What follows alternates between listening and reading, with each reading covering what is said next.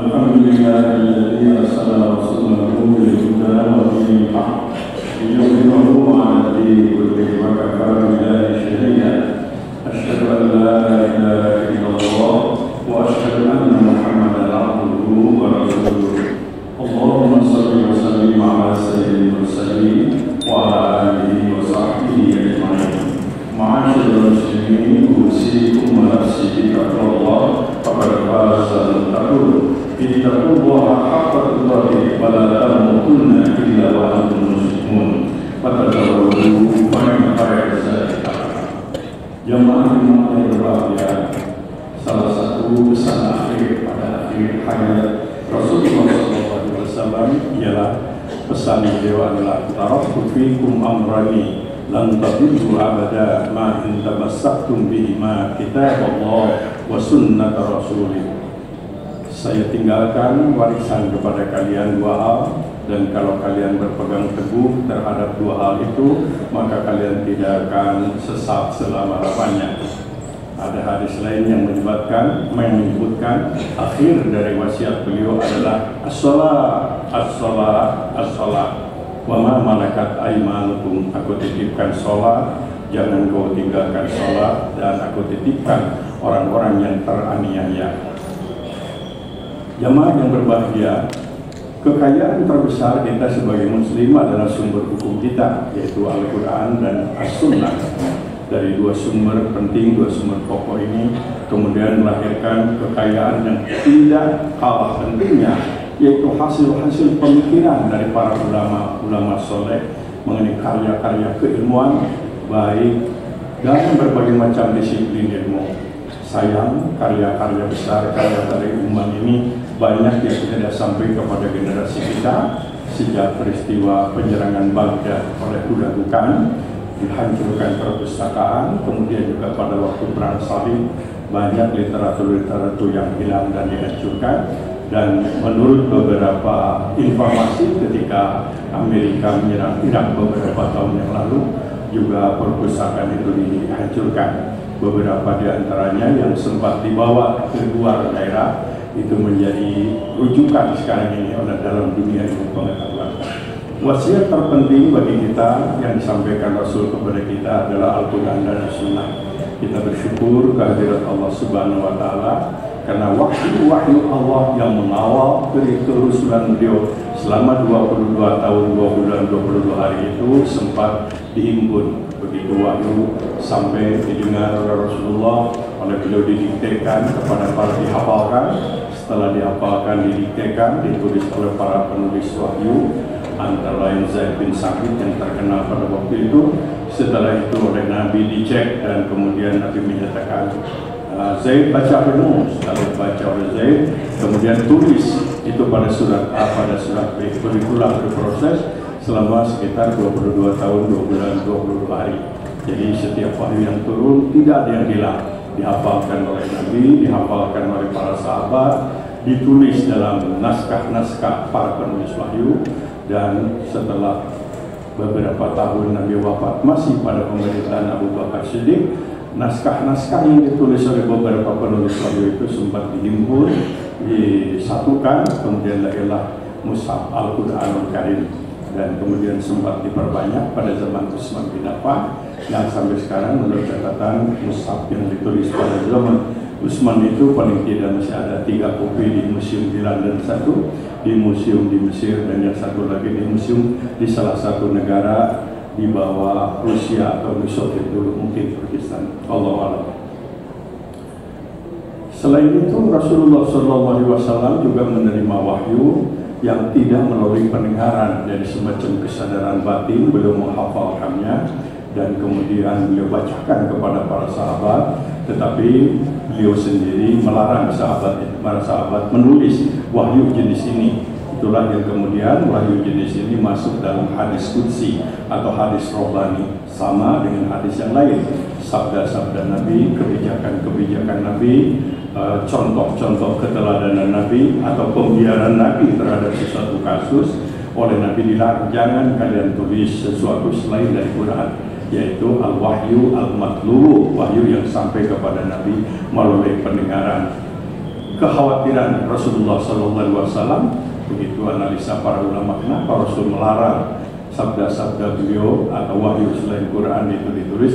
Kekhawatiran beliau jangan sampai pada waktu itu bercampur antara wahyu Allah dengan kebijakan atau sabda-sabda Nabi, walaupun sama-sama sebagai sumber hukum.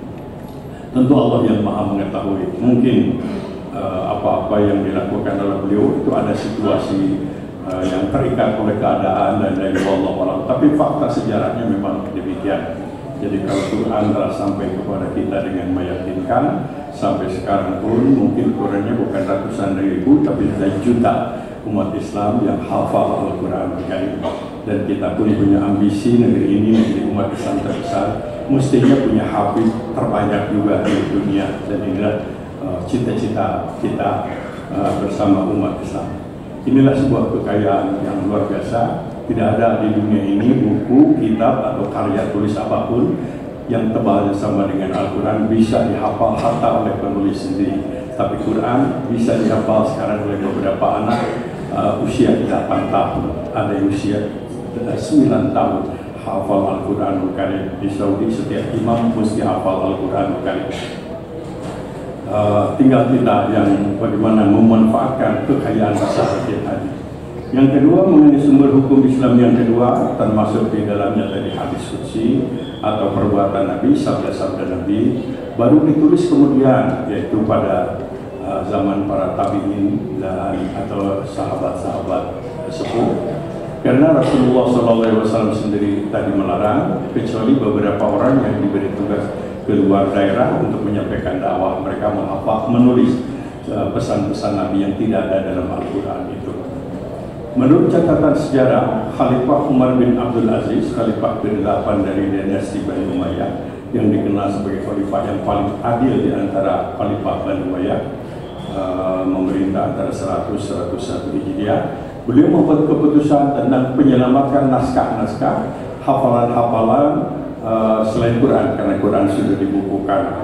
Maka pada waktu itu terkumpullah menurut sejarah ada 4 Ad-Daftar, As-Sahifah, As-Sadiqah, dan Al-Kitab. 4 kitab hadis pertama yang ditulis itu dilatar belakangi oleh adanya satu musibah yang menimpa umat Islam akibat konflik politik sejak Muawiyah dan Ali bin Abi Thalib, berkembang dinasti Umayyah, kemudian timbul reaksi pengikut Ali bin Abi Thalib, sehingga waktu itu lahirlah pembelaan sikap politik dengan mengeluarkan hadis, sampai semua masyarakat terlibat dalam pembuatan hadis-hadis palsu. Bahkan yang lebih membahayakan lagi adalah Israiliyah, yaitu orang-orang Yahudi yang berpura-pura masuk Islam. Mereka berhasil membuat hadis-hadis yang tentu saja yang sangat tidak baik untuk dipahami, bahkan mengotori ajaran Islam. 4 kitab hadis yang ditulis diinstruksikan oleh Umar bin Abdul Aziz tidak sampai kepada kita. Kitab hadis yang sampai kepada kita yang dinilai tertua itu adalah Al-Muwatta karya Imam Malik. Ini kira-kira ditulis tahun 150 Hijriah sampai sekarang dan sudah diterjemah dalam bahasa Indonesia. Tapi para ulama sepakat bahwa di antara kitab hadis yang dihimpun oleh para ulama soleh itu yang dinilai terbaik, yang sahih adalah As-Sahih karya Imam Bukhari dan As-Sahih karya Imam Muslim.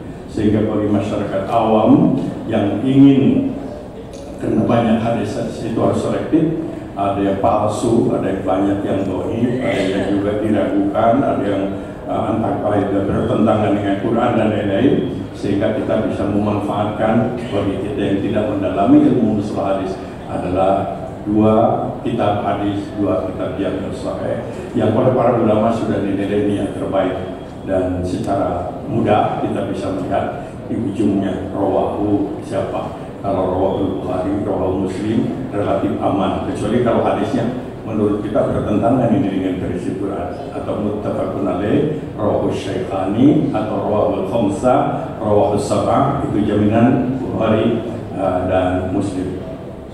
Tentu bagi kita yang mempunyai keahlian di bidang pendalaman ilmu Islam, tentu tidak itu sebab ada banyak sekali hadis yang tidak diriwayatkan oleh Bukhari tapi sebetulnya sahih. Beberapa ulama sudah mencoba rawahul, umpamanya rawah Syafi'i, kemudian dikatakan ala syartil Bukhari, memenuhi persyaratan kriteria Bukhari, atau syartil Syafi'i, atau juga wasahhahu. Jadi ada buku hadis tidak ditulis oleh Imam Bukhari tetapi sempat diperiksa oleh Imam Bukhari sehingga ada wasahhahu dan disahkan dan seterusnya. Jadi kalau kita menggunakan ini saja sudah lebih dari 10.000 hadis, masing-masing 5.000 Sahih Bukhari, 10.000, belum ada hadis yang lain. Jadi artinya tidak ada alasan untuk melahirkan sebuah sikap seperti ada sebuah kelompok yang disebut Jamaah Qur'aniyah, yaitu intinya adalah jamaah inkarus sunnah, hanya menggunakan Quran sebagai sumber hukum karena dianggap hadis itu sudah dipengaruhi oleh pandangan-pandangan friksi-friksi politik, friksi-friksi teologis pada zaman itu. Insya Allah jaminan Imam Bukhari, Imam Muslim adalah orang-orang yang soleh. Dan satu hal yang patut kita bersyukur kehadiran Allah Subhanahu wa Ta'ala seperti Imam Bukhari itu, selain sempat menyusun ribuan hadis yang sampai kepada kita itu dihimpun belasan tahun, dia habiskan harta warisannya untuk meneliti hadis dan meneliti orang-orang yang menyampaikan, sehingga selain lahir kitab hadis yang jadi pegangan kita dengan kedua setengah Quran, Bukhari juga sempat melahirkan sebuah karya luar biasa, yaitu namanya Ad-Du'afa, kumpulan orang-orang yang biasa meriwayatkan hadis tapi pernah bohong. Itu dihimpun ada sejumlah nama-nama blacklist Bukhari, sehingga bagi Majlis Fatwa, MUI, Majlis Sarjah Muhammadiyah atau Bahsul Masail di NU di BSIS, nah itu jadi pegangan. Jadi kalau ada hadis ini ternyata ada nama blacklist Bukhari, maka kita percaya doib hadis itu. Inilah salah satu hal yang patut kita syukuri. Kita punya dua kekayaan besar, Quran yang tidak diragukan, dan Quran sendiri menantang siapa. Kalau ragu-ragu terhadap Quran, bikinlah satu ayat berapa ayat. Itu berlaku sampai sekarang dan sampai akan datang.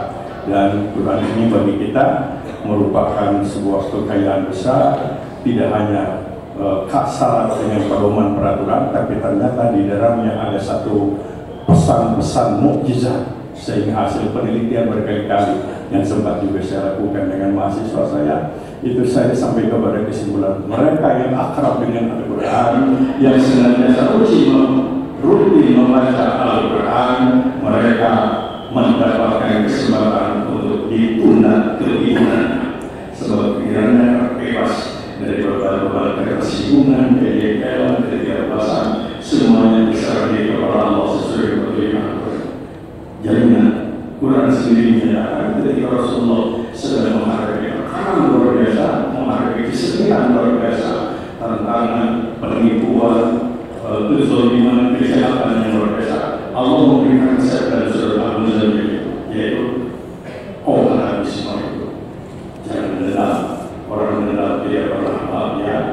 Jangan marah tidak pernah menyelesaikan masalah. Jangan berhenti tugas suci.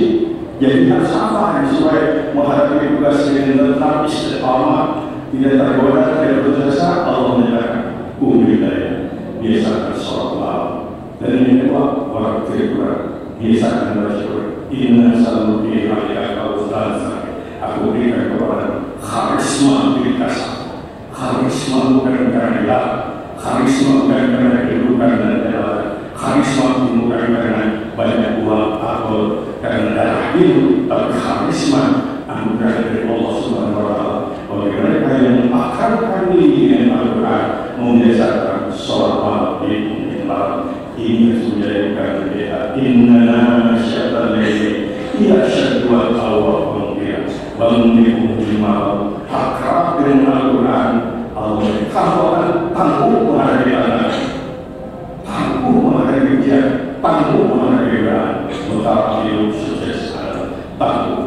Resepnya biasakan sholat malam, Al-Quran surat Al-Muzammil, dan yang kedua akrab dengan Al-Quran. Mudah-mudahan kita semuanya senantiasa mendapat bimbingan dari Allah Subhanahu wa Ta'ala. Kita punya kekayaan yang luar biasa, modal besar, Al-Quran dan Sunnah. Tinggal kita bagaimana menggunakan sumber hukum dan kekayaan besar. Allah akan mengangkat derajat satu bangsa karena sikap mereka yang benar terhadap Al-Quran. Tapi Allah akan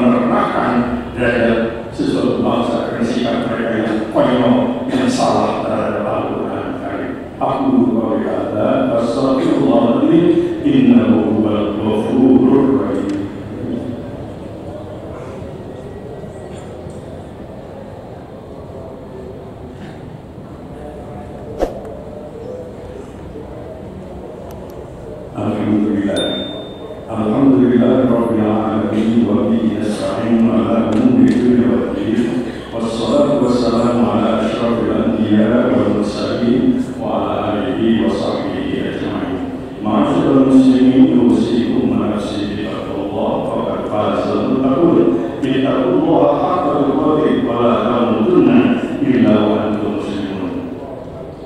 Jemaah yang berbahagia, hari ini kita berkumpul melaksanakan sholat Jumat pada saat saudara-saudara kita di Palestina sedang merayakan Syilatan. Ratusan atau mungkin ribuan mereka gugur sebagai syahadat dan juga kehancuran segala kekayaan mereka. Untuk sekian kami sebetulnya kezaliman dan kejahatan Zionis menghancurkan umat Islam. Tapi umat Islam tidak bisa berbuat hanya menolong saudara-saudara kita. Tapi kita yakin ada yang menolong, ada yang maha kuasa, ada yang maha bijaksana, maha mengetahui rahasia apa sebetulnya dari peristiwa-peristiwa kezaliman yang berturut-turut kepada saudara-saudara kita di Palestina itu. Sebagai muslim kita punya rasa simpati, kita juga ingin berbuat, tapi kita tidak bisa berbuat yang maksimal sebagaimana tentu yang seharusnya dilakukan. Tapi paling tidak kita punya bekal yang diajarkan oleh Allah Subhanahu wa Ta'ala. Ad-du'a'u silahul mu'min, doa adalah merupakan senjata orang mukmin. Oleh karena itu, marilah kita berdoa kepada Allah Subhanahu wa Ta'ala bukan hanya sekarang, tapi setiap pada sholat untuk menolong saudara-saudara kita yang mendapatkan musibah dizolimi oleh orang-orang Zionis, orang-orang Israel sampai sudah berpuluh-puluh tahun ini. Allahumma ighfir lil muslimina wal muslimat wal mu'minina wal mu'minat al-ahya'i minhum wal amwat. Allahumma rabbana la tuzigh qulubana ba'da idh hadaytana wa hab lana min ladunka rahmah innaka antal wahhab. Allahumma ansur ikhwanana fi Palestin. Allahumma ansur ikhwanana fi jami' biladil muslimin. Allahumma aghni a'da'aka al-muslimin fi Palestin. Allahumma ansur ikhwanana 'ala al-qawmi adh-dhalimin. Rabbana ansurna 'ala al-qawmi al-mufsidin. Rabbana la tu'akhidhna in nasina aw akhtana. Rabbana la tahmil 'alaina isran kama hamaltahu 'ala alladhina min qablina. Rabbana wa la tuhammilna ma la taqata lana bihi wa'fu 'anna waghfir lana warhamna anta maulana fansurna 'alal qawmil kafirin. Rabbana ighfir lana dhunubana wa israfana fi amrina wa tsabbit aqdamana wansurna 'alal qawmil kafirin wansurna 'alal qawmil mufsidin. Rabbana la taj'alna ma'al qawmil zalimin. Rabbana la taj'alna fitnatan lil qawmil zalimin wa najjina bi rahmatika minal qawmil kafirin. Rabbana ighfir lana wa li ikhwanina alladhina sabaquna bil iman wa la taj'al fi qulubina ghillan lil ladzina amanu. Rabbana innaka ra'ufur rahim. Rabbana asmin lana nurana wa ighfir lana innaka 'ala kulli syai'in qadir. Rabbana 'alaika tawakkalna wa ilaika anabna wa ilaikal masir. Rabbana la tu'akhidhna in nasina aw akhtana. Rabbana wa la tahmil 'alaina isran kama hamaltahu 'ala alladhina min qablina. Rabbana wa la tuhammilna ma la taqata lana bihi wa'fu 'anna waghfir lana warhamna anta maulana fansurna 'alal qawmil kafirin. Rabbana atina fid dunya hasanah wa fil akhirati hasanah wa qina adzabannar. Subhana rabbika rabbil izzati amma yasifun wa salamun 'alal mursalin walhamdulillahi rabbil alamin. Amin ya Allah ya rabbal alamin. Insyaallah setelah Jumat kita akan melaksanakan sunnah Rasul, salat istisqa di lapangan di bawah. Mudah-mudahan semuanya bisa mengikuti.